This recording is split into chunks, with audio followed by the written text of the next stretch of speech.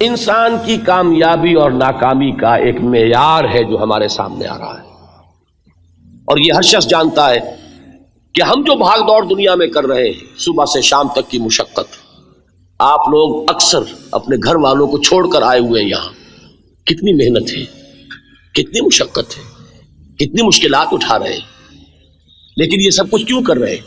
کامیابی کے حصول کے لیے۔ البتہ کامیابی کے معیارات ہیں، ہمارے ذہنوں میں جو معیارات بیٹھے ہوئے ہیں وہ کیا ہے؟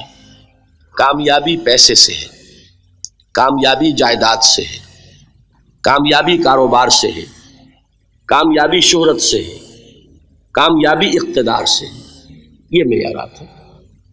جو جتنا دولت مند اتنا کامیاب، جو جتنا مشہور اتنا کامیاب، جو جتنا پاپولر اتنا کامیاب، جو حکومت پر پہنچ گیا کامیاب، جس نے بڑا کاروبار جما لیا کامیاب، جس نے بہت جائیداد بنا لی کامیاب۔ یہی ہے اصل میں ساری بس کی گانٹھ۔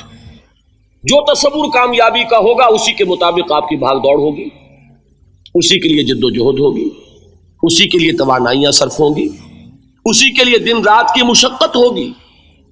یہ ہے اصل شے جس کی یہاں نفی ہو رہی ہے۔ کامیابی دولت سے نہیں، کامیابی شہرت سے نہیں، کامیابی اقتدار اور طاقت اور حکومت سے نہیں، بلکہ کامیابی ہے ایمان سے، عمل صالح سے، تواصی بالحق سے، تواصی بالصبر سے۔ آپ غور کیجئے اس نقطہ نظر کا، اس ایٹیچیوڈ کا، یہ جو مینٹل ایٹیچیوڈ ہے، اس کا بدل جانا ہی انسانی شخصیت کے اندر انقلاب برپا کرے گا۔ اب آپ کا نتیجہ کیا نکلا؟ اگر تو دولت سے کامیابی ہوتی تو قارون بہت کامیاب تھا، اگر حکومت سے کامیابی ہوتی تو فرعون اور نمرود بہت کامیاب تھے۔ کامیابی ان سے نہیں ہے۔ کامیابی انسان دولت میں قارون کی دولت تک پہنچ جائے، دنیا میں دبدبہ اور اقتدار اور سلطنت اور حکومت کے اعتبار سے وہ نمرود اور فرعون کا مقام حاصل کر لے، وہ ناکام ہے، خائب ہے، خاسر ہے، برباد ہے۔ اور ابو ذر غفاری کامیاب ہے، چاہے ان کے پاس کچھ نہیں تھا، جھونپڑی تک نہیں تھی، کوئی گھر نہیں تھا۔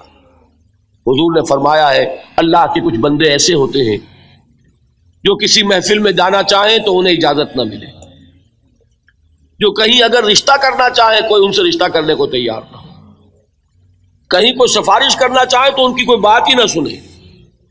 لیکن اللہ کے ہاں ان کا وہ مقام ہے کہ اگر بھولے سے بھی کسی بات پر قسم کھا بیٹھتے ہیں تو اللہ ان کی قسم کی لاج رکھتا ہے۔ یہ ہے فرق، یہ جان لیجیے اچھی طرح۔ اس بات کا مان لینا آسان، اس پر سبحان اللہ کہنا آسان، لیکن اس کے مطابق آپ کے اپنے ذہن کا بدل جانا بہت مشکل، اس لیے کہ ہم متاثر ہوتے ہیں اپنے ماحول سے۔ وہ بڑا محل ہے، دیکھ کر ایک دفعہ جھرجھری آتی ہے، کوئی بڑی سی 20 فٹ لمبی کار سناٹے کے ساتھ آپ کے پاس سے گزر گئی، ایک دفعہ اعصاب کے اندر ارتعاش ہوتا ہے، محسوس ہوتا ہے بڑے یہ نصیبے والے لوگ ہیں، بڑے خوش نصیب، بڑے کامیاب، حالانکہ کچھ معلوم نہیں کہ یہی سب سے بڑی بد نصیبی ہو سکتا ہے کہ یہی سب سے بڑی ناکامی ہو۔ اگر ذہنوں میں یہ بات بیٹھ جائے کامیابی کس شے ہے، یہی وجہ دیکھیے قرآن مجید میں بارہا آپ دیکھیں اولئک هم المفلحون، یہ ہے لوگ کامیاب ہونے والے۔ آج ہی آپ نے نماز میں وہ آیات سنی، یا ایھا الذین آمنوا ارکعوا واسجدوا واعبدوا ربکم وافعلوا الخیر لعلکم تفلحون۔ اے ایمان والو، رکوع کرو، سجدہ کرو، اپنے رب کی پرستش اور بندگی کرو اور اچھے کام کرو تاکہ تم کامیاب ہو جاؤ۔ تو کامیابی کن چیزوں سے ہے؟